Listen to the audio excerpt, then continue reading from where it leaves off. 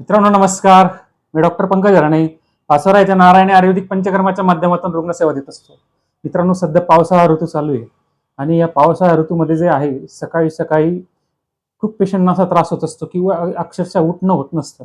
म्हणजे सकाळी 8 9 9 वाजेपर्यंत मान पाठ कंबर गुडघे अतिशय जाम झालेले असतात आणि त्यामुळे उठणं मुश्किल होत असतं. सगळे अंग सांधे जखडलेले असतात.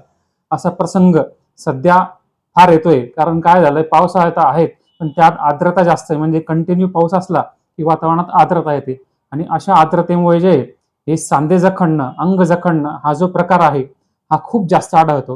मित्रांनो हे सर्व कशामुळे होत असतं, तर काय असतं, वातावरणातला दमटपणा आर्द्रता ही काय करते, एक प्रकारचा थंडावा असतो हा, तो काय करतो सांधे जखडून ठेवतो.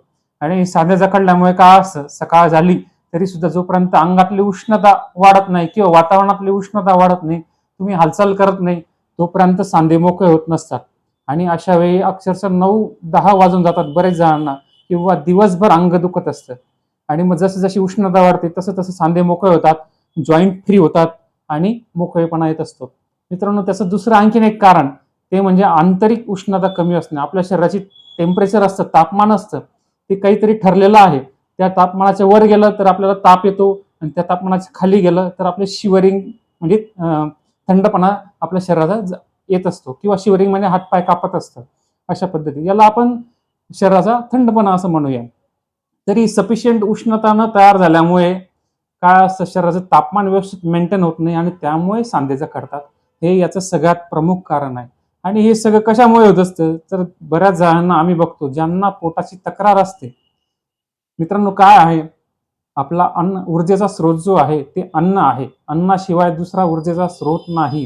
त्यामुळे अन्नाची प्रक्रिया चांगली झाली तर त्यातून ऊर्जा चांगली तयार होते आणि त्या ऊर्जेमुळे शरीराचं तापमान चांगलं राहत असतं.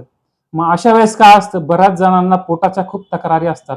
अन्न पचन नीट होत नाही आणि पचलेलं अन्न न पचलेलं अन्न बाहेरही व्यवस्थित येत नाही. त्यामुळे पोट जड जड होतं, पोटात गॅसेस होतात, मग आंबट डेकर, छातीत जळजळ असे प्रकार ज्यांना असतात त्यांना खास करून हे सकाळच्या वेळेला जे आहे ते अतिशय उठण्याचा न उठता येणं हा जो प्रकार आहे हा त्यांच्यामध्ये खूप जास्त सापडतो.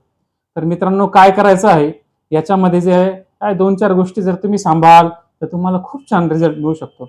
एक म्हणजे काय करायचं, तर रात्री फॅनच्या खाली झोपायचं नाही किंवा सकाळी 4 वाजता फॅन बंद करून द्यायचा आहे. दुसरी गोष्ट म्हणजे खाली झोपायचं नाही, वरती झोपायचं आहे. आणि तिसरी गोष्ट म्हणजे रात्री पाणी पिऊन बऱ्याच जणांना झोपण्याची सवय असते. ती पाणी पिण्याची सवय जरा कमी केली पाहिजे. आणि रात्री पचेल दुसऱ्या दिवशी रात्री पचेल असं अन्न आणि दुसऱ्या दिवशी मोकळं होईल, पोट साफ होईल अशा पद्धतीने अन्नाचं सेवन झालं पाहिजे. मित्रांनो हे 4 गोष्टी तर आहे, पण सगळ्यात महत्त्वाची गोष्ट म्हणजे तुमचं पोट ओके असलं पाहिजे. कुठल्याही प्रकारचा गॅसेस असणं, आंबट डेकर, मळमळ, छातीत जळजळ हे प्रकार तुम्हाला असता कामा नये. ही अपचनाची लक्षणं आहेत आणि हे अपचन जर का तुम्हाला असेल तर तुम्हाला सकाळी उठण्याचा जो प्रॉब्लेम आहे तो खूप जास्त दिसेल. संधिवाताच्या पेशंटना तर हे खूप जास्त असतं, ज्यांची पोट खराब आहेत. शिवाय त्यांना मानेची गॅप, कमरेची गॅप, गुडघेदुखी हे असेल तर अशा पेशंटना पूर्ण दिवसभर त्रास होत असतो. मग अशा वेळी सांधेदुखीची ट्रीटमेंट सोबत पचनक्रिया रेग्युलर होणारी, शरीराचं टेम्परेचर मेंटेन करणारी उपचार पद्धती करावी लागते. मित्रांनो अशा पद्धतीचा उपचार आपल्याकडे उपलब्ध आहे आणि सध्या जी तक्रार आहे सकाळी उठण्याची त्या संदर्भात सुद्धा खूप छान पद्धतीचा उपचार आपल्याकडे उपलब्ध आहे.